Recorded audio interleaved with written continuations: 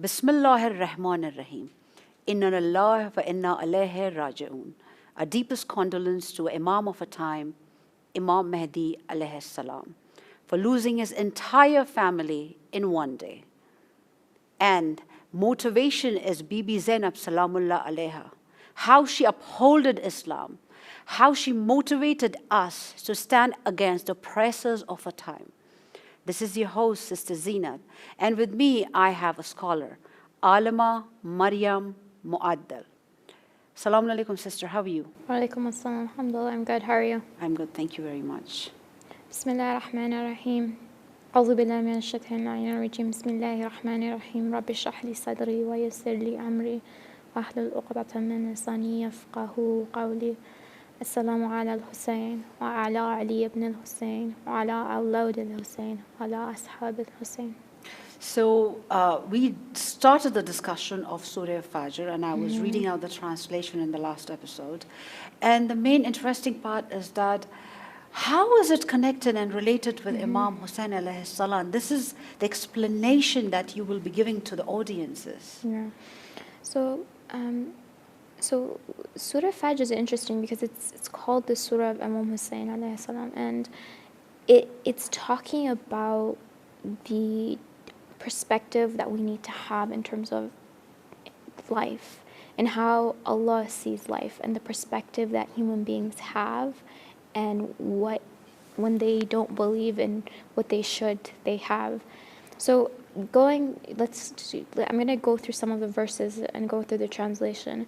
Bismillah ar-Rahman ar-Rahim. Wal Fajr wa layalin ash wa shafi wal wat wa layalin wal layli idha yasr. So here we see that Allah gives the swearing by Fajr, by the dawn, by the 10 nights, by Shaf and Watr, by even and odd, and by the night when it's past.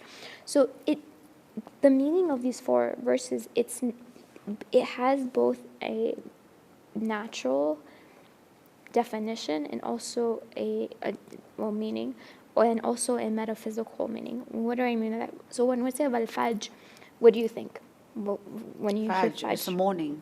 Morning. Yeah. In Arabic, it means morning. Also means Fajr prayer. Yes. Right.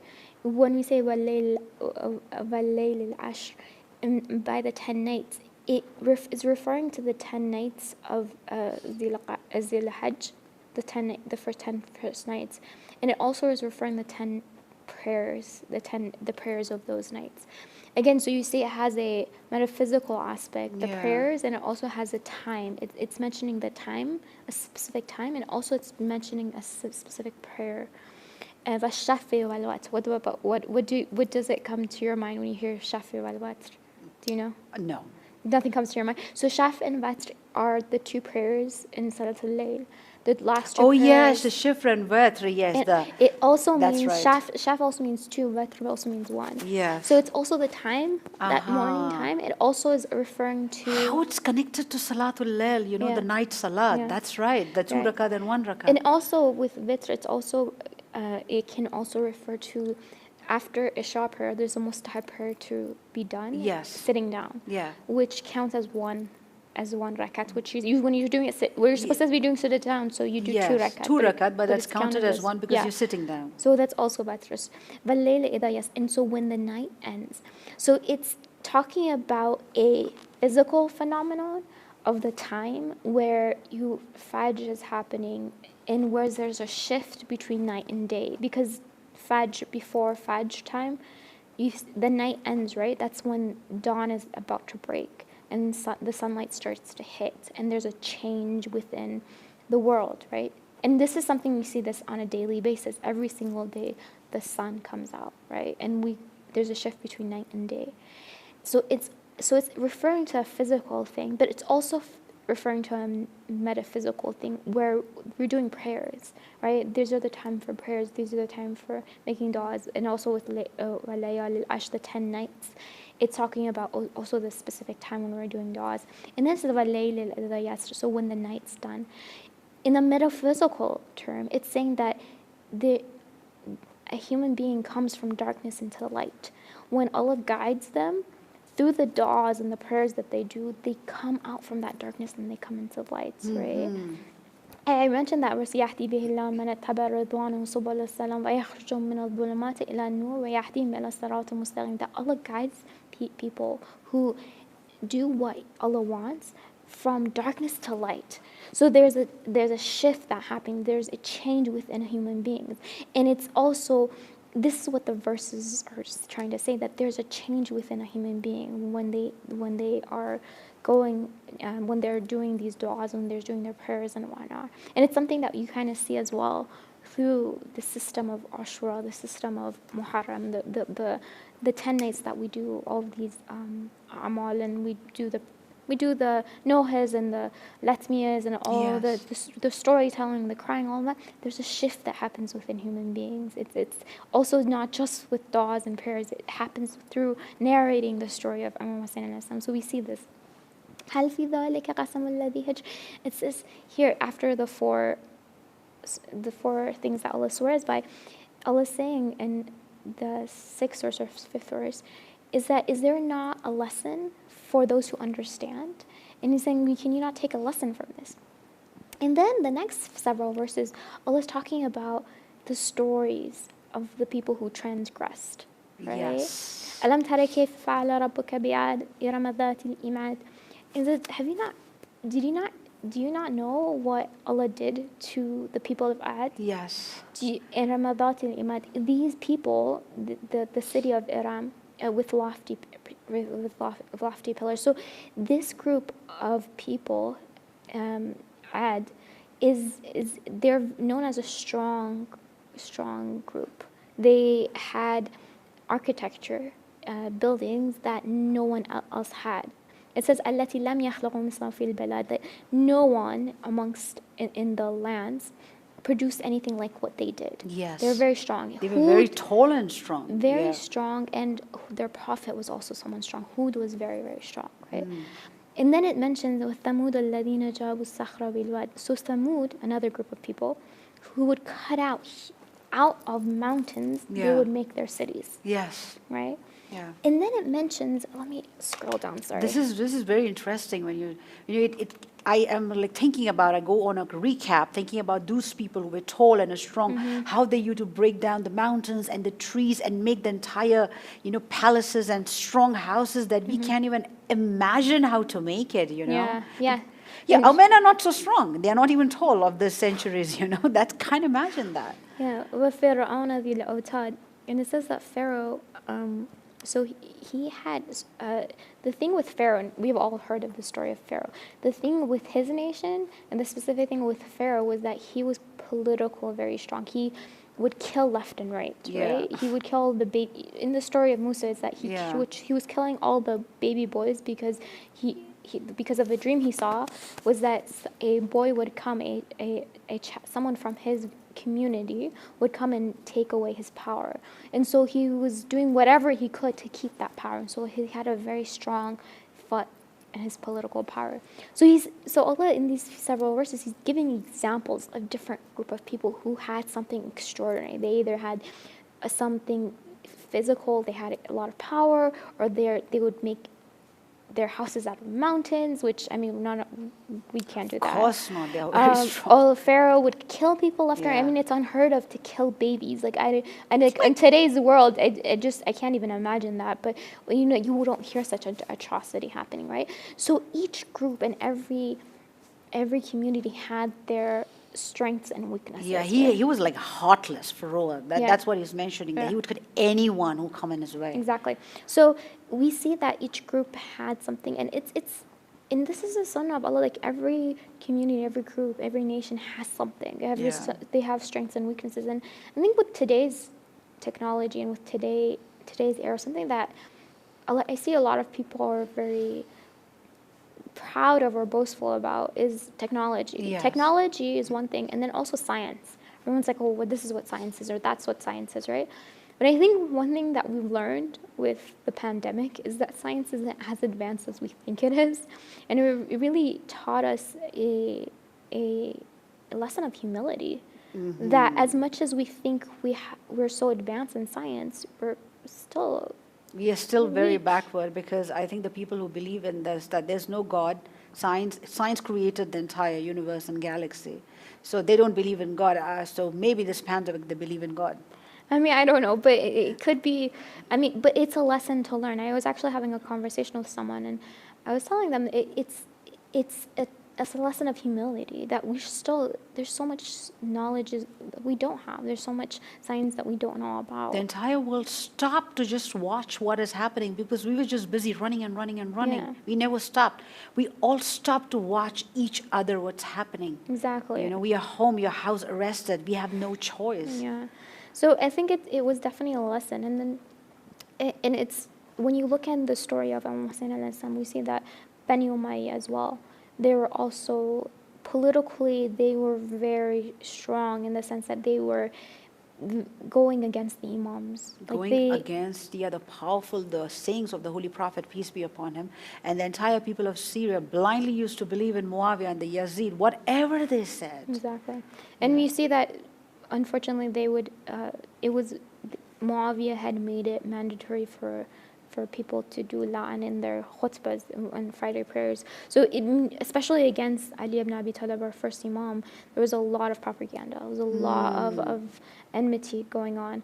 And so like you see that they also had something, they have their strengths. And then the next verse it says الَّذِينَ تَغَوْا فِي الْبِلْدَادِ, that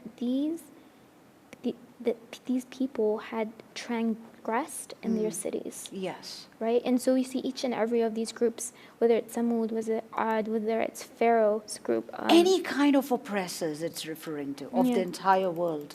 Yeah. And it's, again, something that we see in the world of today, where when it's saying transgressed, it's going, that these groups had gone against Allah. They had gone against the concept of ubudiyah, of servitude toward Allah. And when you do that, what ends up happening, you don't, or you're not subservient to Allah and His commands, you end up transgressing, right? And فَأَكْثَرُهُمْ فِيهَا الْفَسَادِ, and most of them were in so much fasad, corruption. They were drowned in corruption, right? You see that with Pharaoh, you see that with all these different types of groups. Each and every of these groups, some of them with riba, some of them with whatever, it was different sins was happening in each group. And each group has a story of what sin they were prevalent in. And it's something that we see it today as well, that the nations who have not bowed down to Allah, like subhanahu wa ta'ala, they're drowned in sin, a lot of them, right? Unfortunately. Yes. Like when you see the numbers of how many children are coming from wedlock, from not marriage, it's like people aren't having children through marriages anymore. Yes. There's just so much you see. There's so much lot. sin. Everything has become so common nowadays that people just talk normally. Yeah, unfortunately. So you see فَأَكْثَرُوا فِيهَا الْفَسَادِ. And it's the same thing with Bani Umayyah, Bani Abbas, Bani Umayyah also. They were, Yazid, I think he was definitely showing how corrupt he was. He would drink. He would do so many horrible things, right? فَصَبَّ عَلَيْهِمْ رَبَّكَ صَوْتَ الْعَذَابِ.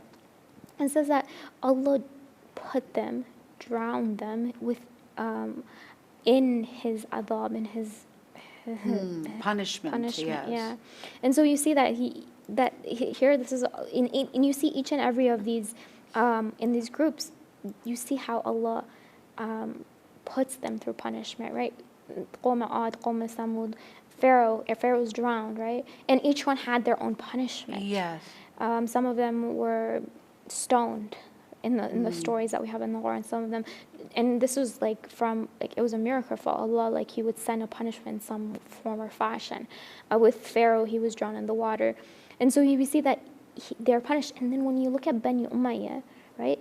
Their governance lasted for only a few years after that, after killing for Imam Hussein. And each and every person who killed or did something bad in the story of Karbala, we said that immediately they start seeing punishments happening to them, because what they did was even much graver than a lot of other people, right? Because they were the killers of Imam Hussein and his companions. Each one has their own story of, like, if they robbed Imam Hussein of something, then their hand or whatever they used to rob, like, something would happen with them. I think there's stories, you can look in history, it's interesting when you read each and every one of them. And then Mukhtar comes and he takes revenge from everyone, basically. So we see that in a sense that they are punished immediately within a few years. Inna rabbaka lamirsad, that your Lord is watchful over it. It's not that Allah's left you and that's it. No, Allah's watching all of this, and if a group of people act in the same way Thamud does, and the group of Ad does, and the group of Bani Umayyah, that punishment will come. There's no doubt. Whoever is the oppressor, Exactly. punishment will come. So what Allah does is He sends His messengers, He sends His imams, He sends people to guide humanity. Now, if human beings, if a group of people, they don't take that, then Hud will leave, the imam will leave, Imam Hussein was killed, and then the adab will come. Allah sends light to guide human beings. Now, and it's also a hujjah. It's a sign for them, and He'll send more and more signs as He can. Now, if a group of people still deny it, He will close the hujjah. He will send as many signs, so there's no excuse left. And then Hud will leave the picture, and the darkness will come, and they will be punished by Allah subhanahu wa ta'ala, right?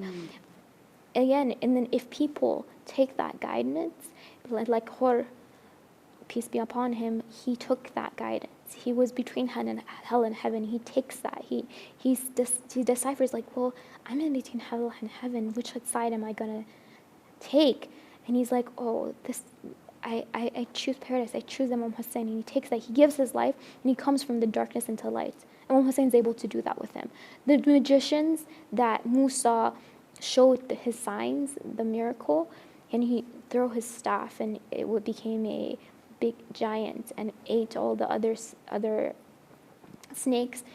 The magicians became believers, right? They came out of the darkness.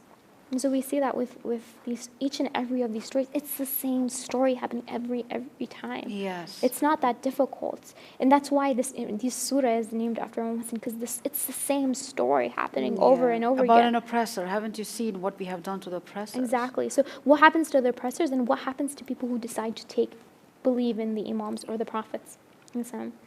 Now, in the next verses, it talks, where does this come from? How is this people that they choose to take Pharaoh's side? Because for Pharaoh to govern, for Bani Umayyah to govern, people have to allow that to happen, right? Because if you think about it, even in the time of Imam Hussein alayhi salam, the people had asked Imam Hussein to come and govern.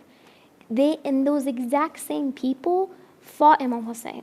It was the people who fought Imam Hussein. It was the regular people there who asked Imam Hussein to come, and that's how tragic the story is. It's not just the worst people ever. No, it's the regular people who wanted Imam Hussein to be there. So and that's what's extremely And this was the regular Muslims, who used to participate in the wars before. Yeah. They used to say, we don't have any Khalifa, please come and help. Because he was supposed to be in Mecca. Yeah. He was supposed to guiding people in Mecca. Because of the tons of 3 bags of letters, huge bags of letters, at last he sent Muslim ibn Akhil, and then he said, okay, people are with me. Then he came in. And that's how people backed out afterwards. When the governor changed to Ibn Ziyad, that's when people decided to leave Imam Hussein alayhi salam and leave Muslim ibn Aqil. So going back to the surah, in the next 2 verses, Allah is saying, what is the foundation of this thought? Why are people gravitating toward, okay, Pharaoh should be king? فَأَمَّا الْإِنسَانِ إِذَا ابْتَلَاهُ رَبُّهُ فَأَكْرَمَهُ فَنَعَّمَهُ فَيَقُولُ رَبِّي أَكْرَمَنِ. It says that, but now as for men, when his Lord trieth him, giving him honor and gifts, he said, my Lord hath honored me.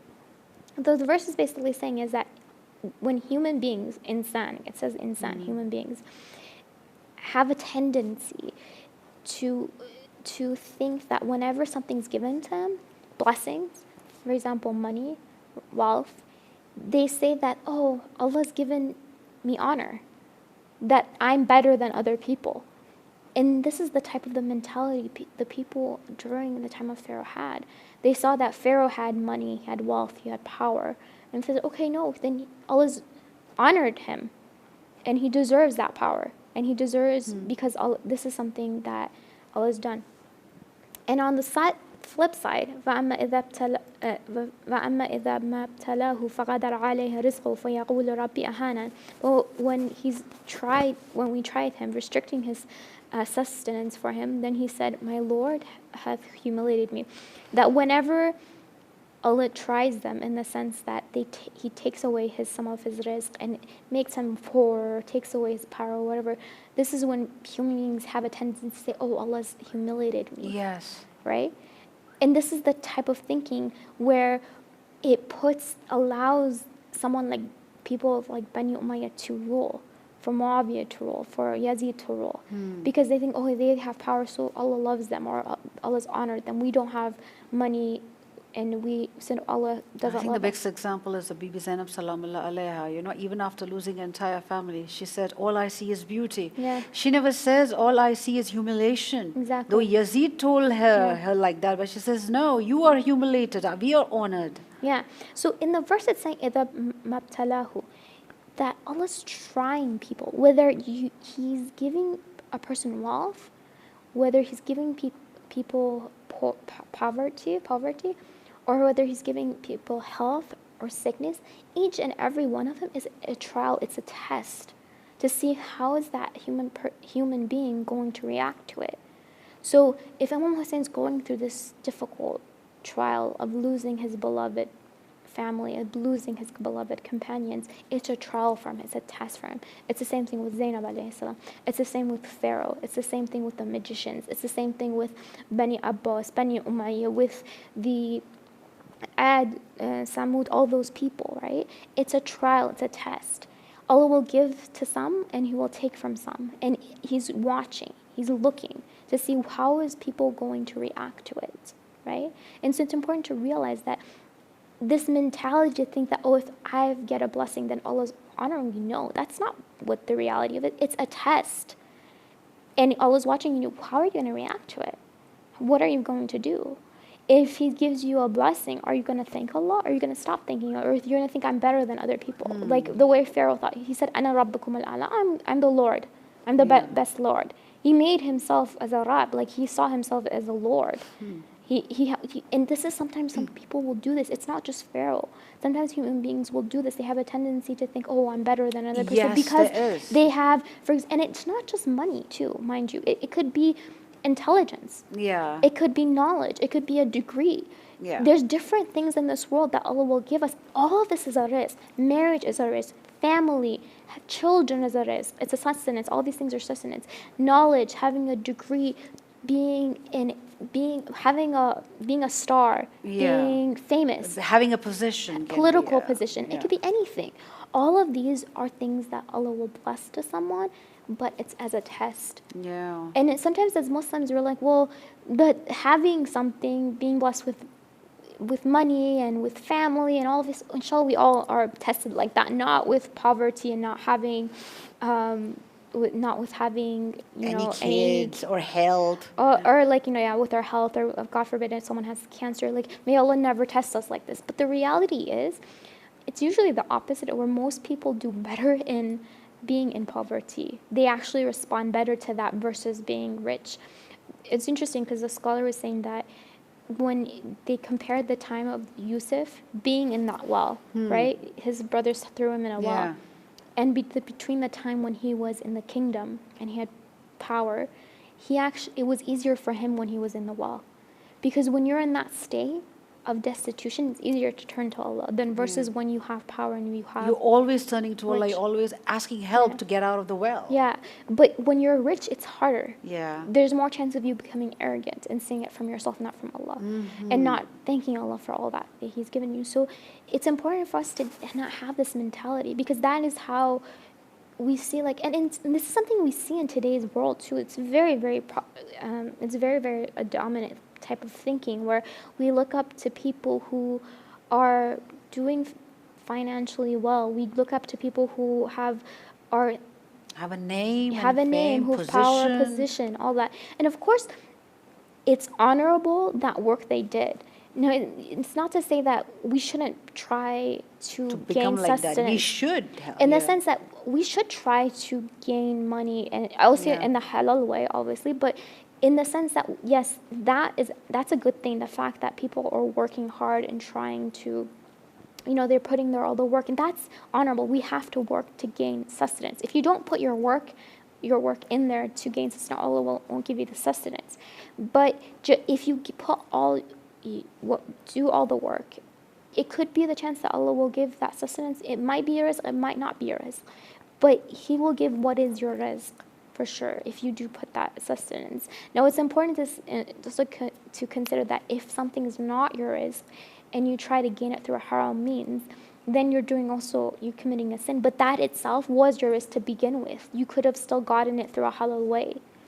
Does that make sense? That even if something is, try to gain it through a haram means, you just gain punishment for yourself with that rizq, and that you would have still gotten it because your rizq will be given to you. There's no doubt that if you put your work in there, it will be given to you. It's a very thin line, but it's really important that we don't look up to people who are very rich and be like, oh, like I need to be like them. Well, you can do that work, you can learn the work ethic, but in terms of everything else, if that person doesn't have piety, why are you looking up to that person? Yes. There are things that we can learn from other people. I don't want to say that you can't learn from these type of people. You need to be humble and down to earth. There's always things that you can learn, and I disagree to say that, oh, you can't learn from them. No, you can learn from them, but at the same time, recognize that only in certain aspects you can take them on a role model, not on every aspect. Yes. Because if they are not believers, then in terms of their faith, yeah, that's true. how can because you take this them as a role example model? goes as the followers of film actors or any kind of Yeah. sportsmen, where you love a film, you love a sports is different, but when you start following their life, it makes no sense because you don't know how that person is in this person's life. Okay, the person is successful, hardworking, doing a great job, whatever the situation is, but why are you getting inside the personal life of the person, trying to follow? You say the fan following gets crazy, I think the fan following is a little stupid thing for me because as a teenager, I was a follower of someone. But following an actors is okay. I can understand why people do it. Yeah. And the work that they put in is honorable because acting is also a hard job. Very hard job. It's not easy, right? Yeah, and a good actor, that's honorable. That's yes.